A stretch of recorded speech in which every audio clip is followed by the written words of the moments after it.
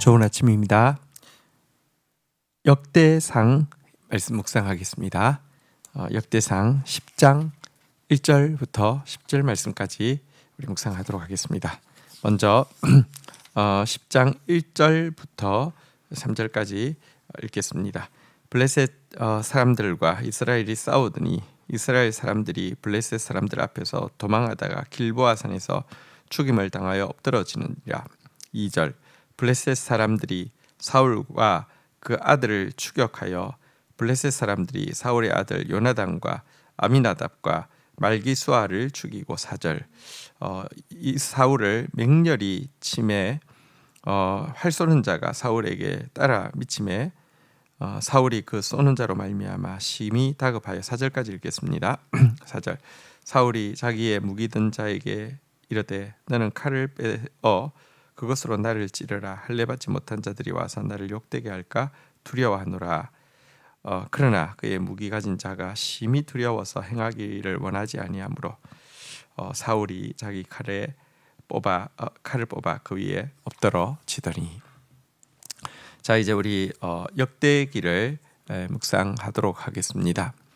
역대기는 이미 이스라엘이라는 나라가 바벨론에서 멸망하여서 사라진 이후에 이제 그 이후에 이제 포로기에서 돌아오게 되었을 때 에스라에 의해서 이제 이 그 왕정 시대 나라가 있을 때의 역사를 기록한 것으로 추정되어지고 있습니다.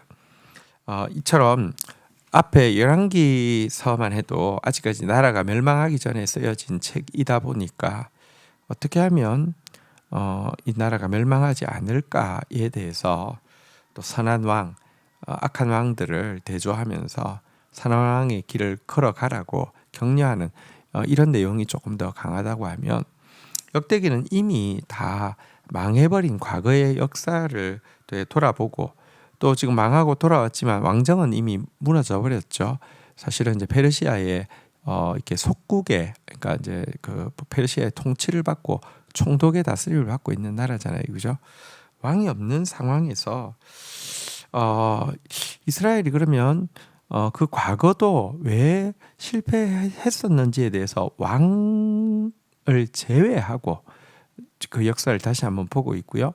또 지금 왕이 없는 이 시대에 하나님의 약속이 어떻게 이루어져 가는지도 왕을 제외하고 보고 있는데요. 그 키워드가 되는 단어가 성전과 율법입니다.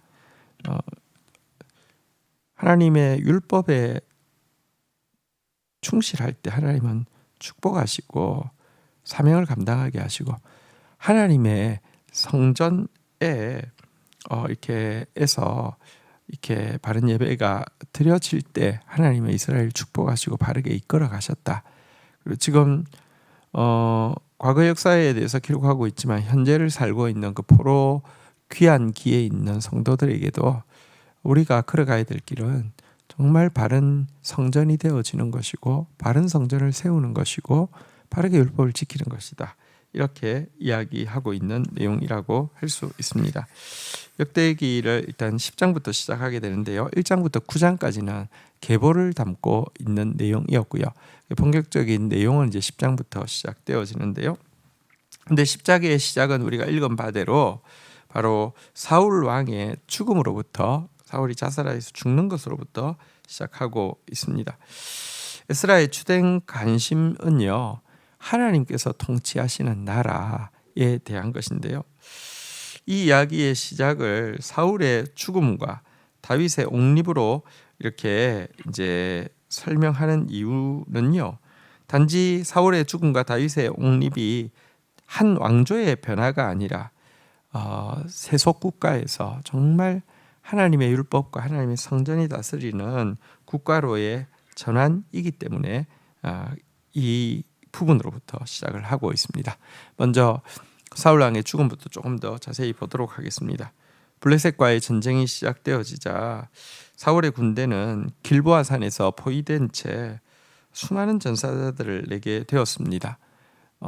또 사울의 아들이었던 요나단을 비롯한 아들들 아비나답, 말기수아 다 죽었습니다.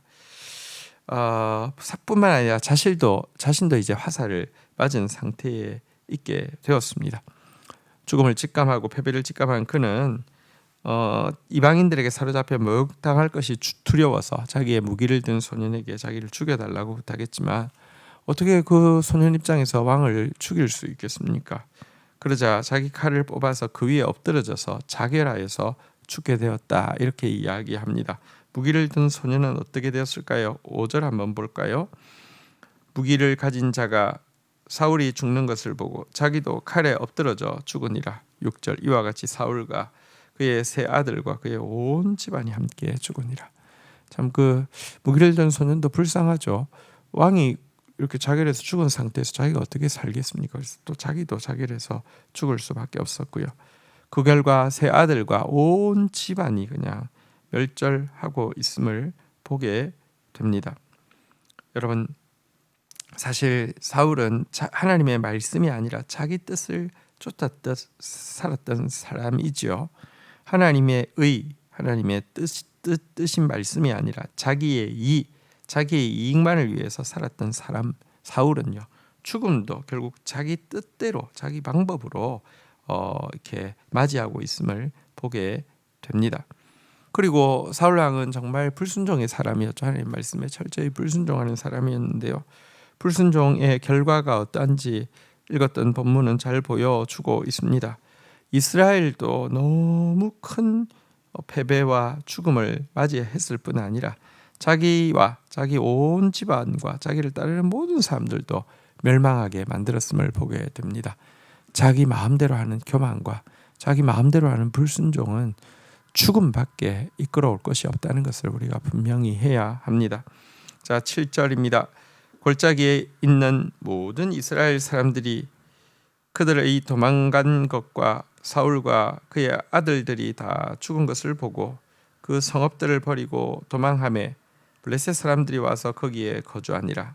8절 이튿날에 블레셋 사람들이 와서 죽임을 당한 자의 옷을 벗기다가 사울과 그의 아들들이 길보아 산에 엎드러져 있음을 보고 9절 곧 사울의 옷을 벗기고 그의 머리와 갑옷을 가져다가 사람을 블레셋 땅 사방에 보내 그 모든 이방 신전과 그 백성에게 소식을 전하고 10절 사울의 갑옷을 그들의 신전에 두고 그 머리를 다곤 신전에 단지라. 여러분, 이 사울의 실패는 어떤 결과를 이끌어내었습니까? 전쟁터였던 이스라엘 골짜기에 살던 모든 주민들이 이 패전과 사울의 죽음을 듣고는요, 내륙적으로 다 피신의 감으로 말미암아 이스라엘 골짜기가 다 비게 되었습니다. 이스라엘 골짜기는 사실은 굉장한 곡창지대이죠. 그리고 이 땅이 바로 블레셋 사람들의 차지가 되게 되었다, 이렇게 이야기하고 있습니다. 사울은 자기의 영혼을 파멸에 이르게 할 뿐 아니라 백성들을 보호하고 하나님이 주신 가나안 땅을 지켜야 되는 사명도 하나도 감당하지 못하고 빼앗기고 있는 비참한 모습을 우리에게 보여주고 있습니다. 뿐만 아닙니다. 사울은 죽은 이후에도 원수들에게 이루 말할 수 없는 조롱거리가 되었습니다. 이튿날 전리품을 취하던 블레셋 군인들은 사울의 시신을 확인하게 되었고요. 그의 머리를 베어서 자기 땅 전역에 보내 구경거리로 삼은 이후에 다곤 신전에 그의 머리를 걸어두었다, 이렇게 이야기하고 있습니다. 여러분, 사울은 살아생전에 자기 교만과 자기 불순종으로 살았고요. 자기 이익을 쫓는 사람은 무조건 무속에 의지하게 되어 있습니다. 지금도 마찬가지입니다. 의를 쫓는 사람은 말씀을 가까이 하게 되고 이의를 쫓는 사람은 무당을 가까이 하게 됩니다. 왜냐하고 하면 하나님은요, 내가 로비한다고 통하는 게 아닙니다. 신앙은요, 내 뜻을 이루는 게 아니라 하나님의 뜻을 이루는 것입니다. 그래서요, 기독교인이라는 무늬를 가지고 있다 할지라도 자아가 강하고 자기 뜻을 이루고자 하는 욕망이 강한 사람은 무당을 쫓게 되어 있습니다. 사울이 무당 쫓고 신접한 자를 쫓고 하더니 결국 우상 쫓고 하더니 결국 우상에 이 신전에 목이 달려서 있었던 이 모습, 이것은 교만과 불순종의 마지막이 어떠한지를 가장 극명하게 보여주는 것입니다. 여러분, 하나님은 정말 당신의 뜻에 순종하라고 우리에게 끊임없이 요구하십니다. 그러나 그런 자에게는 참된 영광이 주어집니다.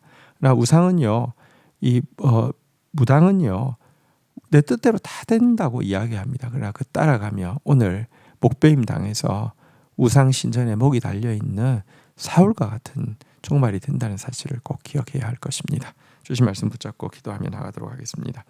하나님, 저희들이 이제 역대상을 묵상합니다. 역대상을 묵상하는 가운데 참으로 하나님 나라를 꿈꾸게 하여 주시고 하나님 나라를 이루는 가장 아름다운 방편인 율법과 성전, 우리가 정말 말씀의 사람 되어지게 하여 주시고 우리가 예배의 사람 되어지는 축복을 누릴 수 있도록 은혜를 더하여 주시기를 간절히 간구하고 소원합니다. 먼저 역대기의 내용의 출발이 정말 자기 교만과 자기 불순종으로 살던 이 사울의 비참한 패배로부터 시작되는 것을 보게 됩니다. 자기뿐 아니라 자기 나라 백성들에게까지 너무나 큰 죽음과 또 너무나 큰 손해를 끼치고 있는 모습을 보게 됩니다. 하나님, 결코 우리가 사울의 길을 가지 않도록 도와주시옵소서. 우상을 쫓다가 우상 신전에 목이 달려있는 이 모습 정말 우리의 경계가 됩니다. 하나님, 이를 쫓는 자의 결과는 이렇게밖에 될 수 없음을 저희들이 꼭 알게 하여 주시옵소서. 의를 쫓다가 정말 하나님 닮아가고 그 결과 하나님이 씌워주시는 영화와 종기에 관을 쓰는 저희들 되어질 수 있도록 은혜를 더하여 주옵소서. 예수 그리스도의 이름으로 기도 올립니다. 아멘. 금요 부흥 집회가 교육관에서 8시 반에 있습니다. 우리가 주중에는 이제 온라인으로 주로 예배를 드리게 되는데요. 우리 오프라인에서 부르짖어 기도하고 또 특별히 이제 주일을 준비하고 또 이제 다음 주가 블레싱 데이입니다. 영혼 구원을 준비하기 위해서는 우리의 기도가 더 쌓여야 합니다. 하나님 앞에 오프라인으로 부르짖는 거 너무 소중합니다. 예배 자리에 여러분들을 초청합니다. 감사합니다.